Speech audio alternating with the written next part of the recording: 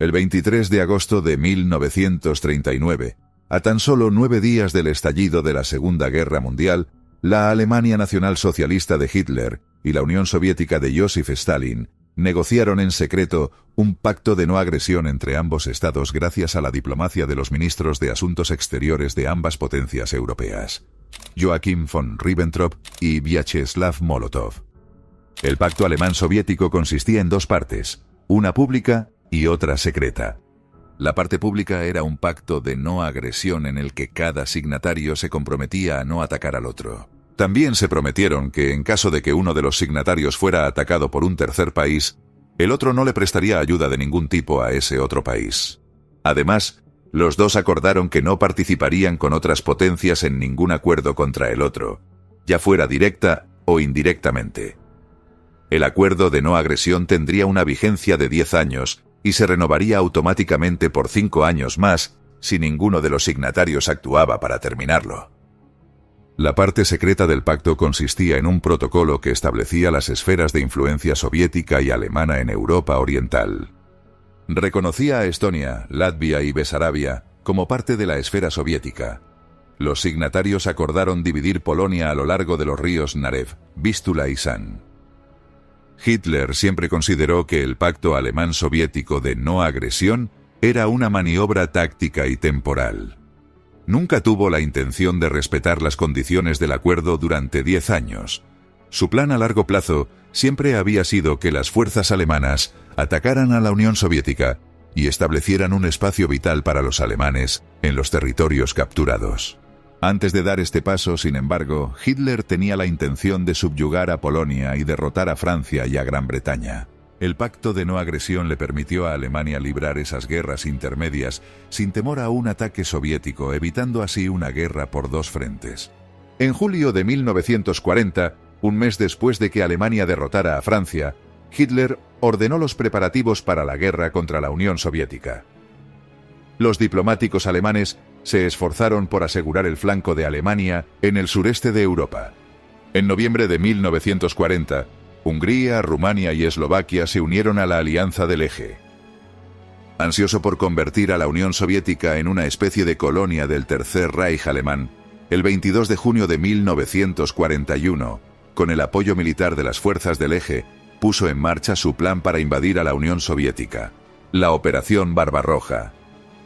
Hitler creía que la invasión concluiría antes del invierno y prohibió a sus generales pensar de otra manera. De esta forma, un día antes de la invasión, 3.050.000 soldados alemanes esperarían el inicio de la mayor operación militar hasta la fecha, distribuidos desde Finlandia hasta el Mar Negro.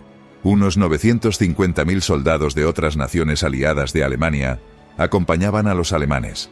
Estas tropas jugarían un papel fundamental en el desastre alemán en Stalingrado, un año y medio después.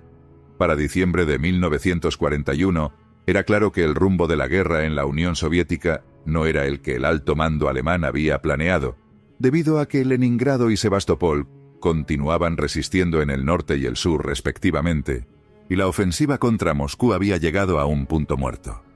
Entonces, cuando menos lo esperaban, los alemanes se encontraron luchando contra una contraofensiva soviética desde la capital rusa, y tuvieron que enfrentar el hecho de que, a pesar de haber asesinado y capturado a cientos de miles de soldados del Ejército Rojo en los últimos meses, de alguna manera el alto mando soviético había encontrado reservas suficientes para emprender una poderosa contraofensiva.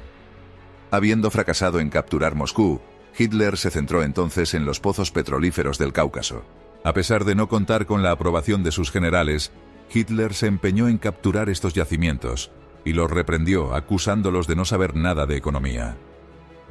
La Operación Azul, como se denominó la campaña alemana en el sur de la Unión Soviética, tenía como objetivos la captura de puntos fuertes en el Volga primero y posteriormente el avance sobre el Cáucaso.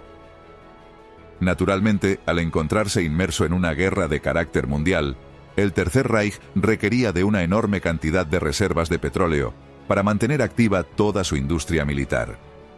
Operación Azul, el camino a Stalingrado.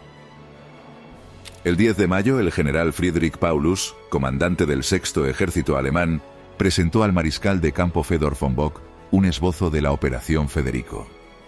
La Operación Federico significaba la consolidación del frente delante de Kharkov, recién capturada por Alemania. Solamente la oportuna llegada del primer ejército Panzer de Ewald von Kleist permitió revertir la situación de la ofensiva, y en lugar de ser capturados, los hombres de Paulus ayudaron a los de von Kleist a capturar los ejércitos soviéticos sexto y 57º en Barbenkovo. El 1 de junio, Adolf Hitler y el mariscal Fedor von Bock presentaron a los generales del Grupo de Ejército Sur la Operación Azul en los cuarteles generales de esta unidad, ubicados en Poltava. Al sexto ejército de Paulus se le encargó la tarea de limpiar Voronezh y luego dirigirse a Stalingrado, acompañado del cuarto ejército Panzer de Hermann Hoth. Una vez allí, se encargarían de destruir los complejos industriales y proteger el Cáucaso desde el norte. Para proteger los planes de la Operación Azul, se prohibió tajantemente la transcripción de órdenes, todo debía comunicarse de manera verbal. Sin embargo, el 19 de junio, un avión alemán que llevaba anotaciones personales del general Georg Stumme acerca de la operación fue derribado detrás de las líneas enemigas, y los papeles fueron capturados. No obstante, después de que el general Philipp Golikov los entregara directamente a Stalin, este los rechazó como falsos, convencido de que Moscú seguía siendo el principal objetivo alemán. El 28 de junio inició la ofensiva contra Voronezh, hacia el sur de Rusia, y el error de Stalin fue obvio. 2 días después, las fuerzas de Paulus cruzaron el Donetsk, con el segundo ejército húngaro y el primer ejército Panzer cuidando su izquierda y su derecha respectivamente. Debido al rápido avance alemán, Hitler decidió enviar parte de las fuerzas del cuarto ejército Panzer, que estaban atacando Voronezh, al sur, lo que significó que las fuerzas de Timoshenko, que escapaban hacia Stalingrado, tuvieran más tiempo para hacerlo. El plan original implicaba que el sexto ejército y el cuarto ejército Panzer cortaran la retirada a los soviéticos antes de que estos se reagruparan, luego atacaran Rostov del Don y después fueran a reforzar las líneas defensivas del Cáucaso. Pero impaciente por el retraso, Hitler cambió el orden del plan, y en lugar de esperar a las fuerzas de Paulus y Hoth, ordenó que se capturaran Stalingrado y el Cáucaso al mismo tiempo. Sin esperar la opinión de Fedor von Bock, Hitler lo retiró del mando. Aunque las reservas alemanas de combustible eran alarmantemente escasas, Hitler tomó otra decisión polémica. Dividió las fuerzas que se dirigían a Stalingrado, quitándole las unidades mecanizadas al sexto ejército de Paulus y desviando el cuarto ejército Panzer de Hoth hacia el sur, para ayudar en la captura del resto de las fuerzas de Timoshenko, que se esperaba tendría lugar cerca de Rostov del Don. A Hitler le obsesionaba la idea de anular los restos de las fuerzas de Timoshenko antes de que reforzaran Rostov, lo cual no se logró plenamente, ya que muchas se retiraron a tiempo. Rostov fue atacada y reconquistada por los alemanes el 24 de julio. Avance hacia el Volga. A inicios de agosto, Hitler cambió de opinión de nuevo, y ordenó a las fuerzas de Hoth que se dirigieran al este, hacia Stalingrado, después de haberles ordenado inicialmente que fueran al sur. El general Hoth obedeció preocupado, ya que las órdenes cambiantes de Hitler les estaban restando combustible a sus tanques, del que estaba muy escaso. Por otro lado, el bombardeo alemán de Astracán en el mar Caspio había dañado las refinerías de la ciudad y tomaría un tiempo repararlas, en caso de que lograran capturarlas. El 9 de agosto, Stalin nombró a Andrei Yeremenko comandante del frente de Stalingrado en sustitución de Timoshenko. El 21 de agosto de 1942, Stalingrado recibió por primera vez el embate de las fuerzas del Eje. Tan solo 2 días después tendrían lugar los primeros bombardeos masivos sobre la ciudad, quedando esta reducida a una pila de escombros. A todas estas, el sexto ejército alemán había conseguido tomar y cruzar el río Don, siendo por tanto su siguiente objetivo conquistar la posición del río Volga cercana a Stalingrado. El avance alemán por tierra procedía de Gumrak, y lo hacía de manera brutal y arrolladora. Ese mismo día, el 21, la vanguardia del sexto ejército alemán alcanzó el Volga. Los soldados estaban emocionados por haber avanzado desde el Don en menos de 12 horas, y la moral estaba alta confiando en una caída rápida de Stalingrado. Por el sur, El avance de Hoth era más lento, ya que Yeremenko había colocado la mayor parte de sus fuerzas contra el cuarto ejército Panzer. Además, Hitler le había quitado al general Hoth un cuerpo blindado. El 29 de agosto, cuando las primeras líneas alemanas aparecían ya en el horizonte de Stalingrado, llegó a la ciudad Zhukov, quien recientemente había sido nombrado vicecomandante en jefe, segundo después de Stalin. Para ello, se requirió el envío del 62º Ejército y el 64º Ejército de la Unión Soviética, así como la destitución del general Anton Lopatin, líder del 62º Ejército, y su posterior sustitución por el general Vasily Chuikov. Chuikov, quien era famoso por su carácter férreo y decidido, integró a miles de mujeres al ejército. Si bien muchas de estas realizaron labores netamente logísticas como enfermeras, mensajeras y cocineras, algunas se desempeñaron como francotiradoras, otras lucharon en el frente, y algunas incluso quedaron a cargo de las defensas antiaéreas de Stalingrado. Y Stalin, que instaba a Zhukov a salirles al encuentro e interceptar dichas fuerzas enemigas, replicaba: ¿no entienden que si entregan Stalingrado, el sur del país quedará separado del centro y probablemente no podremos defenderlo? Además de perder nuestra principal vía fluvial, no solo es una catástrofe para Stalingrado, sino para el país, dado que se perderá el petróleo también. Se lanzó una contraofensiva que logró aliviar en parte la situación respecto del norte de la ciudad. La orden de Zhukov era terminante: no entreguéis Stalingrado. Por su parte, Friedrich Paulus, el jefe del sexto ejército alemán, veía con preocupación que la defensa de sus flancos recayese sobre unidades italianas, rumanas y húngaras, las cuales eran mucho más débiles y estaban peores equipadas que las unidades alemanas. El 14 de septiembre de 1942 tuvo lugar el primer asalto alemán a Stalingrado. Stalin, consciente de que debía evitar a toda costa que los alemanes dominasen el río Volga, recurrió a la 13ª División de Fusileros de Guardia, cuyo liderazgo recaía sobre Alexander Rodimtsev. Este cuerpo militar, junto a la 8ª Fuerza Aérea Soviética, ofrecieron un apoyo indispensable al ejército soviético. El 15 de septiembre comenzaron a llegar refuerzos soviéticos procedentes de Siberia y Mongolia.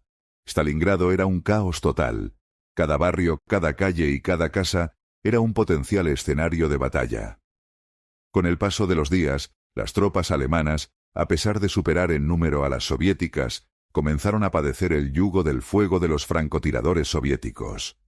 Para mediados de septiembre, 8 de las 20 divisiones del sexto ejército alemán se encontraban luchando encarnizadamente dentro de la ciudad. No obstante, los soviéticos no paraban de alimentar el frente con refuerzos de Siberia y Mongolia. El general Paulus, enfermo de disentería, era presionado continuamente para que informara de la fecha en que caería Stalingrado, y desarrolló un tic en el ojo izquierdo, que luego se extendió por el lado izquierdo de su cara. En este momento, las bajas alemanas se dispararon ya que el soldado alemán no estaba entrenado para combatir en las calles, que es la lucha más dura entre todas las formas de combate. Aunque Paulus sabía que las bajas soviéticas eran por lo menos el doble que las alemanas, sus recursos humanos se disipaban rápidamente ya que nada más contaba con una división en la reserva. En este campo de batalla, los alemanes estaban bajo constante tensión ya que el soldado soviético se había convertido en un maestro del camuflaje, y las emboscadas eran comunes. La noche no ofrecía descanso al alemán, ya que los defensores de la ciudad preferían atacar de noche, neutralizando el peligro de los bombarderos alemanes. Sin embargo, la noche no era una limitación para los bombarderos rusos, que pasaban sobre la ciudad arrojando pequeñas bombas de 400 kilogramos. Finalmente, el sexto ejército solicitó a la Luftwaffe que mantuviera la presión sobre la aviación soviética en la noche, porque las tropas no tienen descanso.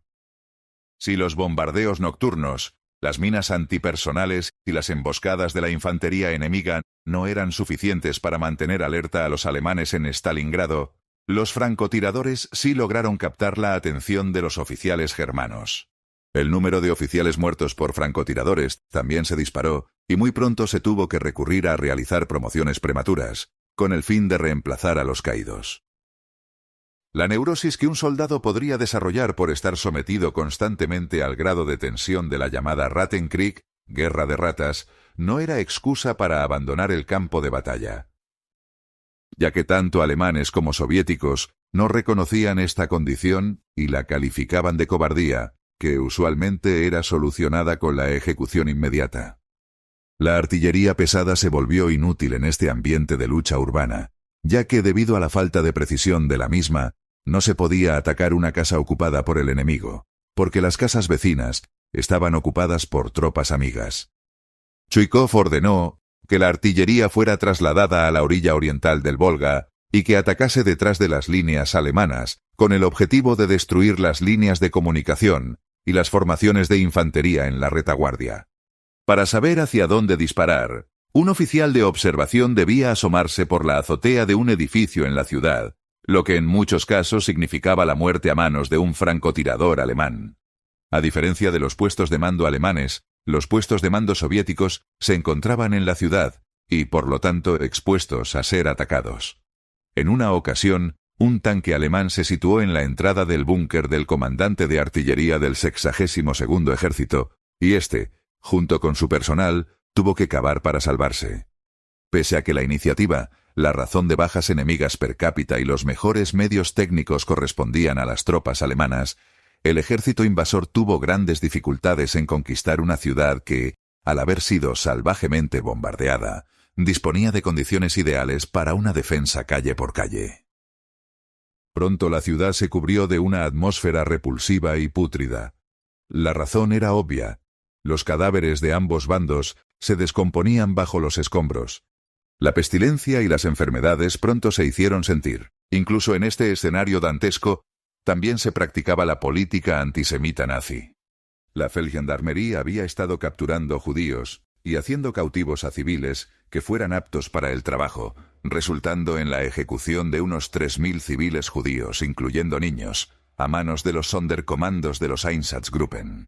Además, alrededor de 60.000 fueron enviados a Alemania para trabajos forzados. Ante la inminente llegada del invierno, Paulus tomó la decisión de acelerar la toma de la ciudad, lo que culminó en una ofensiva llevada a cabo el 27 de septiembre. La principal fuerza alemana atacó al norte del Mamaev Kurgan, cerca de los asentamientos obreros de las fábricas Octubre Rojo y Barricadi. Los soldados alemanes observaron con asombro cómo los civiles que huían de los asentamientos para buscar refugio en las líneas alemanas eran abatidos por sus propios compañeros de armas. Desde ese punto, una división selecta de soldados alemanes tomó la Casa de los Especialistas y se atrincheró, abriendo fuego contra las lanchas que navegaban por el Volga llevando y trayendo soldados. Los cañones de 88 milímetros, los Stukas y la artillería alemana compitieron en hundir las barcazas que transportaban soldados desde el otro lado del Volga. El mar Caspio comenzó a recibir cadáveres. Las bajas alemanas entre el primer y segundo día de combate sumaron 2.500 soldados, contra 6.000 soldados soviéticos. Para los rusos la pérdida era terrorífica. Casi 3.000 soldados morían por día. A finales de septiembre de 1942, el número de bajas de ambos bandos era tan alto que toda Stalingrado había quedado cubierto por un olor, en extremo, nauseabundo, causado, por supuesto, por la acumulación de cadáveres. Esta situación empeoró aún más, después del gran asalto alemán contra el distrito de las fábricas el 27 de septiembre de 1942. El resultado de dicha acometida alemana fue la consecución del control del 75% de Stalingrado. Por sorprendente que parezca, hubo soldados soviéticos que, por diversas razones, abandonaron sus unidades para unirse a las fuerzas alemanas.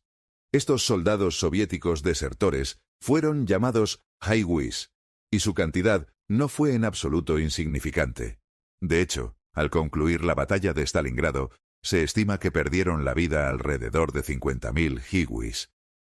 Aunque las tropas alemanas lograron penetrar en la ciudad, o lo que quedaba de ella, nunca se hicieron completamente con la totalidad, puesto que los muelles no pudieron ser alcanzados, y mientras estos muelles estuvieran en manos soviéticas, los refuerzos y suministros necesarios para proseguir la batalla podrían afluir con regularidad. Batallones y brigadas alemanas que intentaron llegar a los muelles fueron prácticamente aniquiladas al 50% de sus efectivos. Para el mes de octubre, los alemanes no habían logrado tomar el control total de la ciudad, pero sí habían ocupado el 80% de la misma. Durante ese octubre, las fuerzas alemanas conquistaron las fábricas de tractores Octubre Rojo y las de cañones Barricade. Las pérdidas de las fuerzas rusas aumentaron a un ritmo de 4.000 soldados por día. Para octubre, Hitler y sus comandantes cayeron en la cuenta de que no podrían tomar la ciudad en otoño. El invierno se aproximaba. Por tanto, se hicieron todos los arreglos para pasar allí el más crudo de los inviernos, en recuerdo del terrible invierno anterior. Para fines de octubre se dejaron sentir las enfermedades en el soldado alemán. Paratifoidea, tifus, disentería, empezaron a hacer estragos. A fines de octubre los alemanes se enteraron por medio de prisioneros de que los soviéticos preparaban una gigantesca contraofensiva. Ellos mismos habían notado los movimientos en sus flancos. Para protegerse, Paulus había levantado una barrera en su flanco izquierdo para prevenir los ataques procedentes por el norte, sirviéndose de las unidades rumanas, italianas y húngaras. Operación Urano. En efecto, el alto mando soviético planeó una vasta ofensiva enfocada en los flancos norte y sur. Un contingente de alrededor de 1.700.000 hombres, equivalente a unas 200 divisiones en su mayoría siberianas, se reunió, acompañado de tanques y cañones transportados desde Moscú y los Urales. Aunque inicialmente Stalin se resistió a desviar recursos del combate urbano, vio en estos planes una oportunidad crucial para cambiar la situación en el frente sur y revertir el curso de la batalla de Stalingrado. A pesar de esto, significaba reducir el suministro de municiones para el 62º Ejército Rojo, que estaba defendiendo la ciudad en solitario.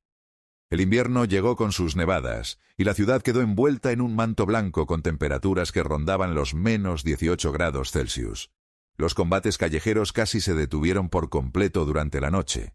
Los grupos enfrentados hacían señales de tregua temporales con banderas que asomaban en los orificios de las ruinas, y se permitía tácitamente retirar algunos caídos en la tierra de nadie. Y además se realizó un intercambio no oficial de abastos entre pequeños grupos de ambos bandos, realizado muy a escondidas en treguas concertadas espontáneamente. El 19 de noviembre de 1942, los 3.500 cañones soviéticos comenzaron a machacar despiadadamente las líneas enemigas más débiles entre Serafimovi y Klestkaya.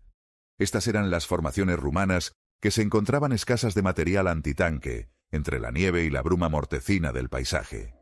Al son de trompetas, los obuses y katiushas se dejaron caer en el sector rumano. Después de una hora de martilleo, los batallones de fusileros avanzaron sobre las filas de rumanos e italianos.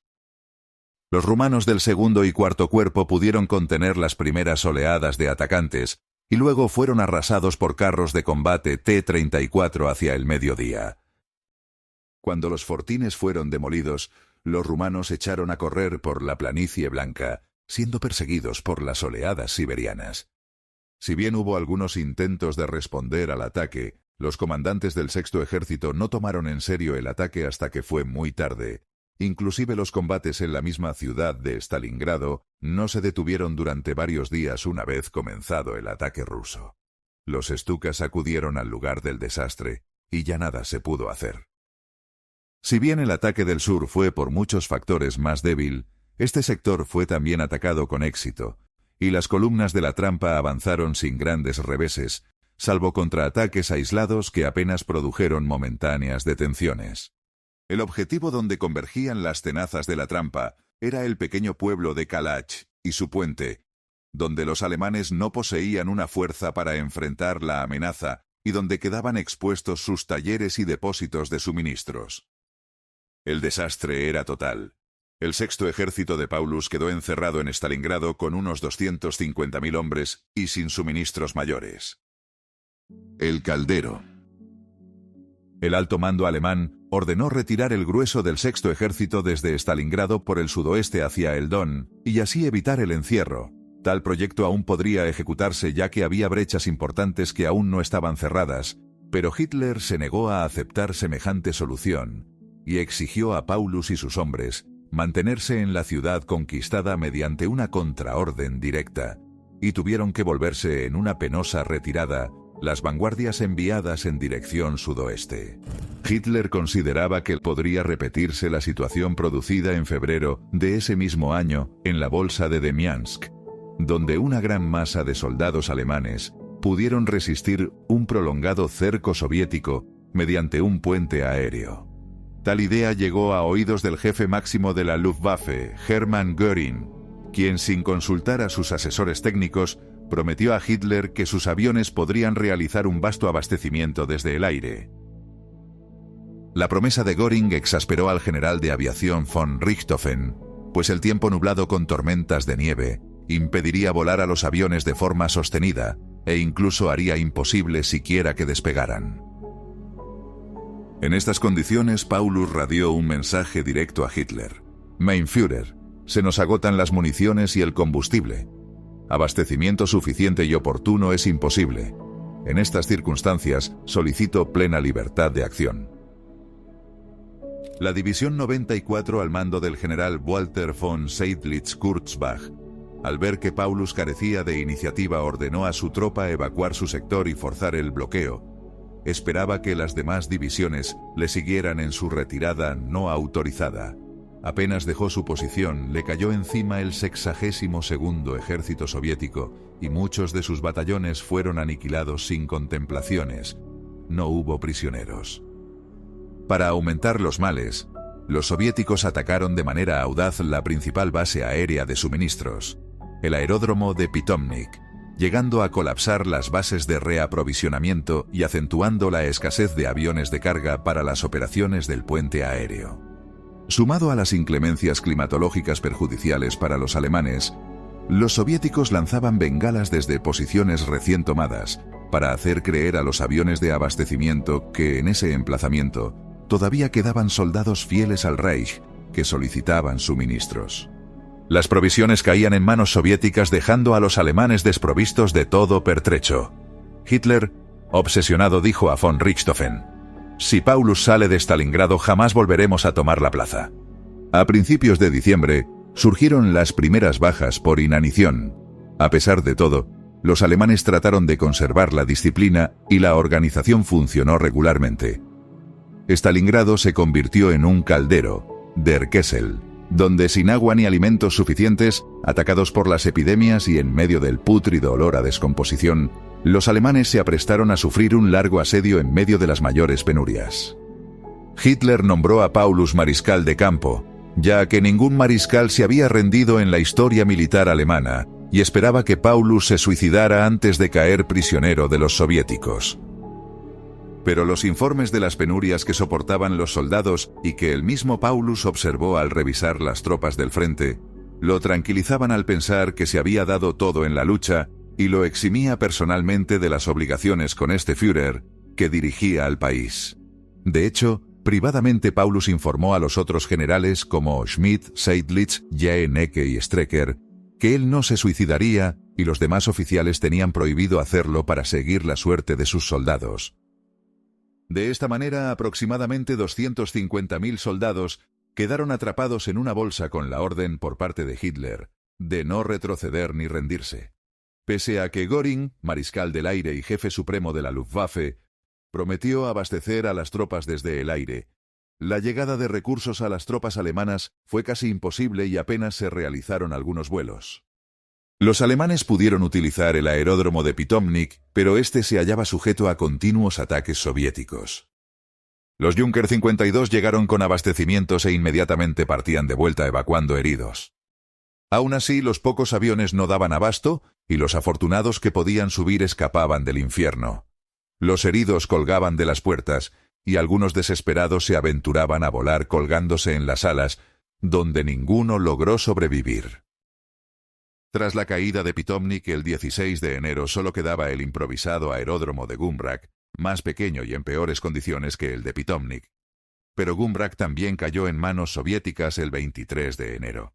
A partir de ese día las hambrientas tropas alemanas solo pudieron recibir provisiones mediante cajas lanzadas en paracaídas por la Luftwaffe, lo cual no aseguraba que la carga llegase a destino, Soldados soviéticos a veces se quedaban con las provisiones o simplemente las tropas germanas estaban muy agotadas y hambrientas para buscar dichos suministros entre las ruinas de la ciudad.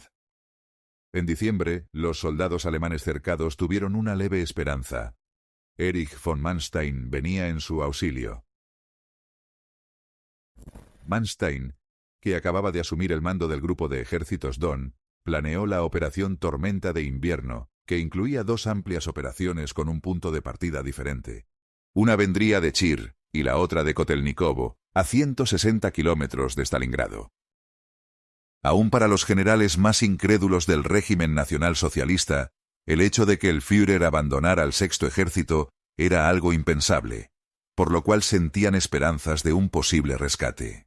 De esta manera, la Wehrmacht se aseguraba hacer todo lo posible por rescatar a este ejército cercado lejos de Alemania.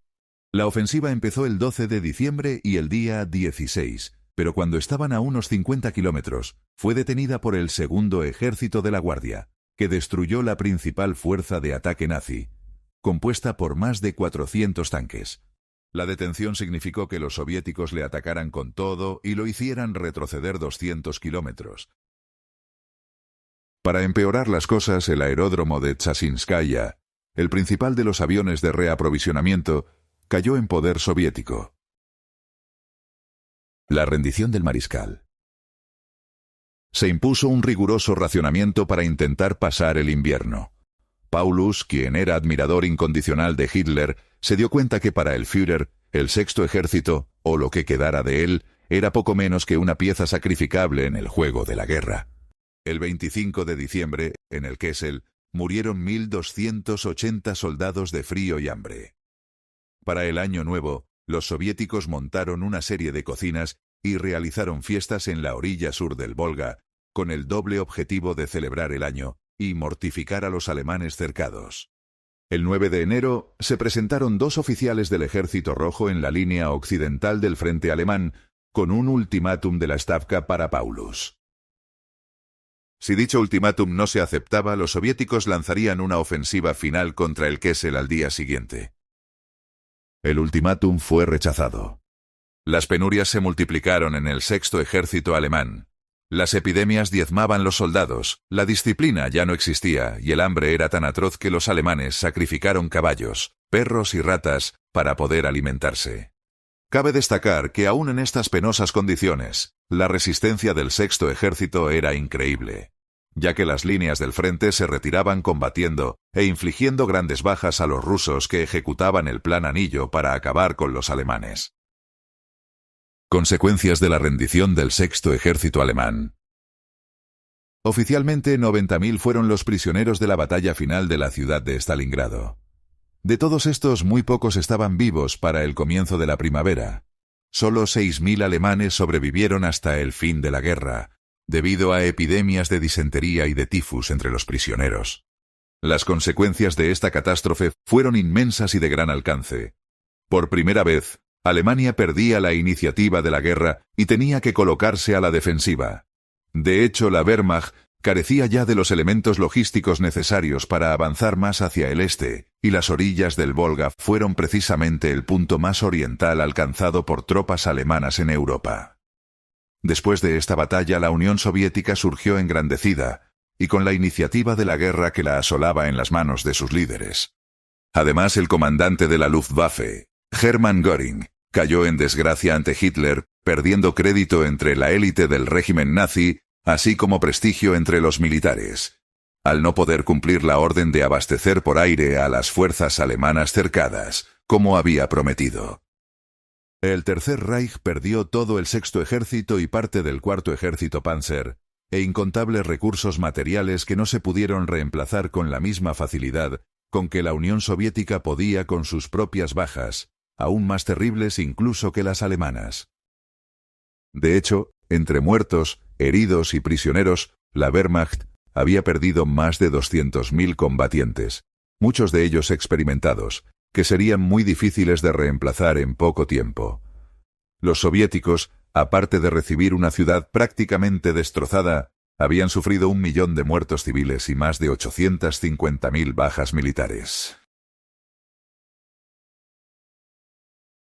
Según el cálculo más alto, si se incluyen a todas las fuerzas que pelearon en el Volga, murieron o fueron heridos 150.000 soldados del Eje y 1 millón de soldados soviéticos, incluyendo prisioneros muertos en cautiverio y heridos muertos tras ser evacuados, y cerca de 2 millones de civiles encontraron su fin, incluyendo refugiados y gentes que vivían en pueblos y ciudades donde también se combatió.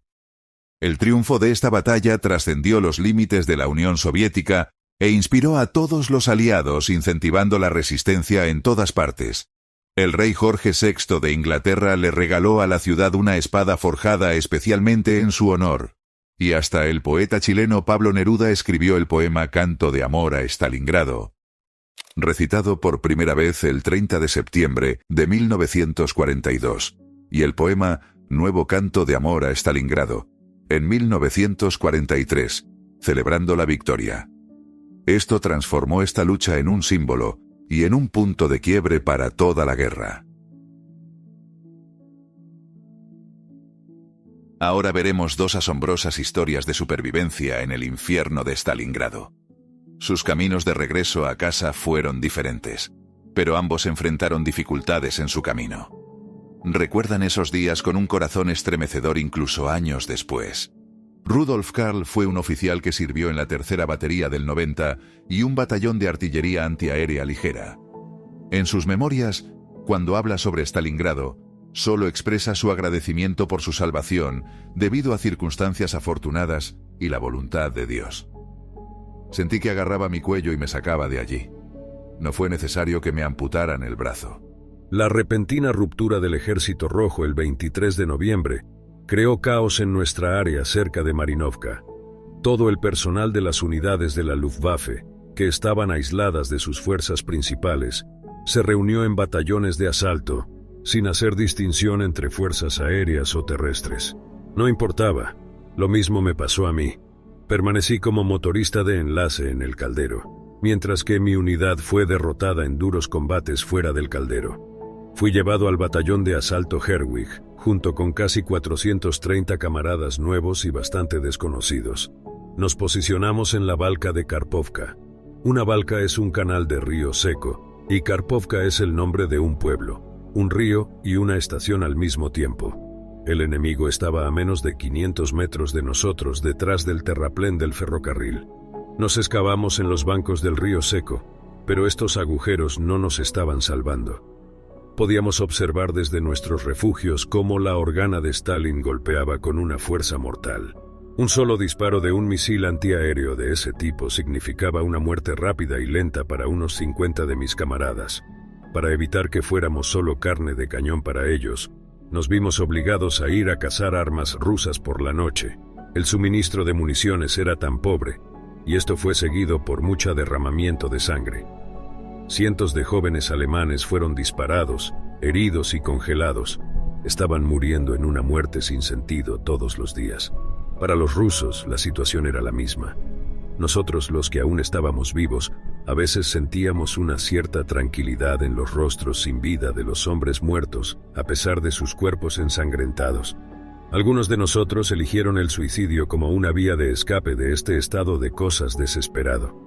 El resto de nosotros vivíamos con un miedo mortal por nuestras vidas. La ración diaria consistía en su mayoría en una rebanada de pan. Se podía cocinar algo considerable con las vísceras. Luego un día encontramos cáscaras de papa en el parapeto del refugio de nuestro comandante. Teníamos cáscaras de papa reales. Las cocinamos y como había muchas, fue una cena bastante grande. Luego también encontramos algo más, un perro pastor. No podíamos creerlo, pero nuestro mayor tenía un perro. Considerando la miserable situación de suministro para los soldados, todavía tenía un perro. Cada uno de nosotros estaba de acuerdo en que este lujo estaba fuera de lugar aquí. Por eso rápidamente metimos a esta pobre criatura en nuestros estómagos hambrientos. Una falta sin consecuencias que el severo oficial pretendía castigar con un tribunal marcial. Pero nunca pudo encontrar al culpable. Un miedo mortal acompañó la vida hasta Navidad. En esta noche el comandante dio otra orden del día. El Führer nos sacará del caldero, incluso tiene que visitarnos aquí. Luego vinieron las habituales declaraciones vacías sobre el coraje, la valentía, la última gota de sangre y la lealtad al Führer. Nos avergonzó hacer algo que estaba por debajo de la dignidad de un soldado alemán: poner una bala en la cabeza. Estas fueron las últimas tablas a las que nos aferramos desesperadamente. En los primeros días de enero, nuestro mayor se disparó a sí mismo. Pero lo que nos salvó más que las órdenes fue el sermón consolador dado en Navidad por nuestro sacerdote católico, el capellán de 20 años Ernst Rath. Dijo: «Aún no ha terminado. Estamos en las manos de Dios y su Hijo que nació hoy. Tenemos que recordarlo y siempre debemos tenernos presentes unos a otros». Hice una propuesta: si alguno de nosotros logra pasar por este infierno, entonces en el día de su salvación debe recordar comer la misma comida que comimos aquí todos los días. Solo un pedazo de pan. Así conmemoraremos unos a otros. Ernst no tuvo esa oportunidad. Murió al día siguiente de su sermón. El 7 de enero resulté herido en el brazo. Noté a un francotirador ruso a unos 300 metros de distancia de mí. Cuando me llevaron a la enfermería quedaban 16 hombres vivos de mi batallón con 430 hombres. Después de la cirugía sin anestesia, me informaron que en los intensos combates mi unidad fue completamente eliminada. Debido al avance del Ejército Rojo, todos los heridos fueron cargados apresuradamente en camiones descubiertos la noche del 10 de enero y enviados hacia el este. Podía escuchar el estruendo de la artillería rusa a todo volumen. Mientras estábamos sentados en la parte trasera del camión, temblando por el frío de la ventisca, el miedo y el dolor, pasamos junto a otro convoy médico. Se desvió y nos dimos cuenta de que ninguno de ellos había sobrevivido. Todos estaban muertos. Lo hicieron, dijimos. Un poco después nuestro camión cayó en la zanja. Esto es el final, le dije a mis compañeros heridos que gemían y gritaban. Todavía podía moverme y me ofrecí a ir en busca de ayuda. Me persuadieron. El riesgo de ser capturado por los rusos era demasiado alto y debía llegar ayuda. Solo uno de ellos se levantó para acompañarme, a pesar de la laceración en su pierna. Lo animé, y así avanzamos lentamente. No tengo idea de cómo, pero al amanecer llegamos a la estación Karpovka, y lo último que vi fue el letrero «Oficina del comandante de la guarnición». Cuando recuperé la conciencia nuevamente, mi compañero estaba a mi lado y con él un anciano ruso y su esposa. Me dijeron que los tanques alemanes en retirada nos habían pasado. Para evitar que me aplastaran, me arrastraron al borde del camino, al zanja, junto a los cadáveres. Me recuperé rápidamente en la casa de los ancianos y en 2 horas estuve lo suficientemente fuerte como para llevar a mi compañero en un trineo que el anciano había hecho para nosotros. Teníamos la pista de aterrizaje del aeródromo de Pitomnik por delante. De vez en cuando los camiones pasaban junto a nosotros. Sin embargo, pronto me quedé sin fuerzas nuevamente. En la pendiente había muchos soldados alemanes sentados, completamente exhaustos, esperando su muerte. La gente dice que la muerte blanca es misericordiosa. El silencio era extrañamente silencioso. Tal vez era una postración en la que el dolor, el hambre, el sufrimiento y la añoranza finalmente terminan. Nos sentamos junto a ellos. Los camiones nunca se detuvieron por miedo a ser atacados por lo que quedaba de nuestros míseros restos. Tratando de acelerar la inevitabilidad de mi destino, me acosté en el surco con la esperanza de ser aplastado. Pero resultó de otra manera. El camión que estaba a punto de atropellarme se detuvo y me llevó a mí y a mi compañero. Así que llegamos al aeródromo. Aquí mi tarjeta médica, que decía que mi brazo debía ser amputado, se convirtió en un billete de regreso. Lo mismo le sucedió a mi compañero. En la noche del 11 al 12 de enero nos cargaron en aviones y nos devolvieron a la vida. Entre los 20 aviones que vimos allí, el Junkers 90 nos pareció especialmente confiable debido a su tamaño. Sin embargo, a nosotros 2 nos dieron asientos en el avión, al lado del operador de radio. Mientras estaba en el aire, sentí que algo estaba mal con el estado de ánimo en la cabina del piloto. Solo me di cuenta exactamente de qué se trataba después del aterrizaje en Salsk. Un total de 9 máquinas resultaron dañadas, incluido un Junkers 90. En la cabina del avión, que no estaba climatizada, casi me congelé los pies. Nunca olvidaré el momento en que el piloto y el operador de radio vinieron a traernos pan y mermelada, una cesta de lavandería llena de ellos. Lloraba como un niño. Ahora aquí estoy, vivo y con la mermelada. Supe poco después que los rusos habían tomado Pitomnik casi inmediatamente después de que ese avión me sacara del infierno. Nos llevaron de regreso a casa en vagones de carga. En la frontera del Reich nos esperaba un verdadero tren médico. Me dieron un asiento junto a la ventana porque era un veterano de Stalingrado. Ahora nos dirigimos a la historia del segundo soldado alemán, Horst Sank, quien nació en 1919, ostentaba el rango de capitán como comandante de regimiento en el caldero de Stalingrado. Con los restos de mi regimiento llegué a Stalingrado el 23 de enero, una semana antes de que todo terminara. Participamos en intensas batallas en noviembre entre el Volga y el Don, en el flanco izquierdo del Sexto Ejército. Mantuvimos nuestras últimas posiciones, que estaban en las afueras occidentales de la ciudad, cerca de Dmitrievka, hasta el 10 de enero, antes del inicio de la ofensiva rusa. Ese día nos atravesaron y doblegaron el caldero en varios lugares, como un balón desinflado. Mi regimiento casi fue aniquilado. La situación era desesperada, y podría haber durado solo unos pocos días. Stalingrado a finales de enero representaba 3 calderos aislados en una ciudad en ruinas. Los rusos nos tenían rodeados desde el oeste, y desde allí atacaban nuestras últimas posiciones. En el lado opuesto, en la orilla este del Volga, se extendía una interminable y helada estepa asiática. Otros 2 calderos se encontraban al norte, y el nuestro, más pequeño, se aferraba a la Plaza Roja en el centro de Stalingrado.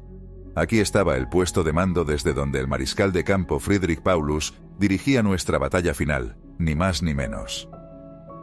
Durante el día la lucha iba y venía, pero por la noche estaba casi en silencio.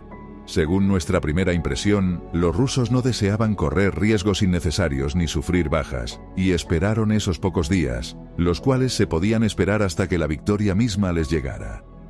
Si hubieran deseado tener la victoria una semana antes, la habrían tenido. Un mando adecuado estaba completamente fuera de discusión. Aún más incomprensible fue la disciplina continuada de los soldados y oficiales. No había ni siquiera un indicio de colapso de las tropas, prácticamente no había desertores, con la excepción de aquellos casos en que los comandantes tomaron la decisión de detener la resistencia en una situación tan desesperada. Pero rendirse, Dios no lo permita. Ser prisionero de guerra ruso es muerte segura. Eso es lo que todos decían, y así fue como sucedió al final. Una y otra vez nos reuníamos en las posiciones, en los sótanos y discutíamos. Teníamos 3 opciones disponibles: ser capturados, suicidarnos o romper el cerco. ¿Pero no era la única cosa que todo debía terminar de la misma manera? ¿No es que todo el que se suicide actúe con valentía heroica como lo hizo el general Hartmann? Se subió al parapeto de la línea delantera de trincheras y se quedó allí el tiempo que le llevó ser disparado. Nunca pensé en ponerme una bala en la cabeza. Voy a romper el cerco. Le pido al resto de mi escuadra de soldados y a mis 2 Feldwebels que me sigan. Un teniente mayor de otra división también se unirá. Nos escuchó discutirlo en el sótano. ¿Tienen claro los riesgos involucrados?, les digo. Si los rusos nos atrapan por la retaguardia, nos aniquilarán. Y también digo, no me iré sin mis esquís. No tenemos esperanza de cruzar la estepa congelada sin ellos. Para la mayoría de nosotros estamos esperando en una desesperanza sin esperanza. Solo cuando los camaradas se unen por cualquier cosa, eso se convierte en una fuerza para todos. El pensamiento, ¿y si logramos pasar como prisioneros? Uno de nosotros se habrá ido. Eso es seguro. Pero si todos nos mantenemos juntos, tal vez en ese caso el peligro no sea tan alto. El día de Navidad todavía teníamos fe en que todo estaría bien. Habría el esperado rompimiento hacia nosotros desde el suroeste. Tiene que ser así, pensamos, mientras veíamos la luz de las explosiones en el horizonte durante la noche. Todo el ejército, 22 divisiones, pensé para mí mismo, no pueden arrojarnos a la misericordia del destino. El estado de ánimo ha cambiado significativamente desde el inicio de la gran ofensiva, el 10 de enero. No, nadie nos ayudará a salir de este lugar. El desbloqueo ha colapsado. Junto con el miedo y la desesperación crece la ira. Bueno, sacrificaré mi vida al costo más alto posible. La creencia en los milagros también crece, como siempre sucede en momentos como este. Municiones y suministros, ni hablar. Hay muchos de nosotros enfermos, heridos, debilitados por la malnutrición. El tifus y los piojos son los problemas más inofensivos que tenemos, Solo unos pocos de nosotros son evacuados en aviones, especialmente después de que los rusos tomaron el aeródromo de Pitomnik. Ocasionalmente, los aviones alemanes lanzan contenedores de municiones y suministros sobre el caldero, la mayoría de los cuales caen directamente en manos de los rusos o se pierden en algún lugar entre las ruinas. Los pilotos no tienen más información sobre dónde nos acechamos en estas ruinas debajo de ellos. A veces un soldado se encuentra con una bomba de comida de esas, y entonces empieza el festín. Tenemos el último reflector antiaéreo operativo que queda. Está cerca del puesto de mando, en la gran tienda de comestibles, y alza su luz al cielo todas las noches. Como un hombre que se hunde extiende su mano. Aquí, camaradas, pocos de nosotros quedan aquí. Parece que Paulus ha aceptado la situación. Estuve en su puesto de mando 2 veces, pero no tuve oportunidad de verlo a él mismo. Su jefe de Estado Mayor General, Arthur Schmidt, hace todos los arreglos que desea. Un Feldwebel se une a nosotros, trayendo consigo 4 pares de esquís. No nos avergonzamos de preguntar de dónde los sacó. En la noche del 29 de enero salimos. Supongo que los rusos asaltarán nuestras posiciones al día siguiente. El 30 de enero es el 10º aniversario de la llegada de Hitler al poder, ¿no es una ocasión? Nos encontramos con un campo de minas, alguien explota, nos vemos obligados a abortar el intento. A primera hora de la tarde del 30 salimos de nuevo, seguimos avanzando toda la noche, cruzamos el Volga congelado. Llegamos a su suave orilla este sin problemas. Ahora estamos en la retaguardia del frente, estamos detrás de su espalda. Nos ocultamos en una trinchera rusa vacía durante el día, y por la noche subimos el río, y luego cruzamos de nuevo el Volga hacia la orilla occidental. Los rusos nos capturan en una balca cerca del pueblo de Vinovka. Nos rendimos y uno de los Feldwebels resulta herido en la cabeza por la metralla de una granada de mano. Nos conducen a través del pueblo como un trofeo, con un sentimiento de cierto orgullo. Hay una de las unidades traseras estacionadas allí. Los soldados y las soldados miran con asombro el trofeo. El oficial se niega a creer que hemos cruzado el Volga. Nos supone ser hombres de reconocimiento lanzados en paracaídas. Llegamos al campo de prisioneros de guerra junto con los cautivos del Caldero Norte recientemente derrotado. El siguiente paso fue el punto de reunión en el pueblo de Dubovka, a unos 50 kilómetros al norte de Stalingrado. Allí fui testigo de las muertes en masa. Entre febrero y junio de 1943, unos 30.000 soldados alemanes fueron enterrados en fosas comunes. Con el hambre, el invierno y la enfermedad, el tifus hizo fácilmente su trabajo. Tenía 23 años, pesaba 42 kilos y estaba a punto de pasar 7 años como prisionero de guerra. Al principio, hubo un campo de prisioneros para oficiales cautivos, luego un campo de trabajo, construcción de carreteras y una cantera. La razón por la que fui uno de los sobrevivientes de Dubovka fueron mis pies congelados. Me llevaron a una especie de enfermería. No hubo asesinatos sistemáticos en Dubovka, fue más bien no planificado. No había posibilidad de que los rusos mantuvieran a casi 100.000 prisioneros. Un par de ramas de ferrocarril restantes se usaron para las demandas del frente y fue muy problemático organizar el transporte de suministros a las estepas. Fue 7 años después, en diciembre de 1949, que regresé a casa, el único oficial de mi regimiento de infantería que había sobrevivido. Como oficial, fui separado de mis Feldwebels. Fueron enviados a otros campos de prisioneros y nunca los volví a ver. Supongo que probablemente murieron en cautiverio. Hace unos 5 años me contactó el cuarto de nuestro grupo, un teniente mayor. Fue un verdadero milagro. Eso es todo por hoy, amigos. Este vídeo va dedicado a todos los soldados alemanes y soviéticos que cayeron en combate luchando por su patria. Hasta la próxima.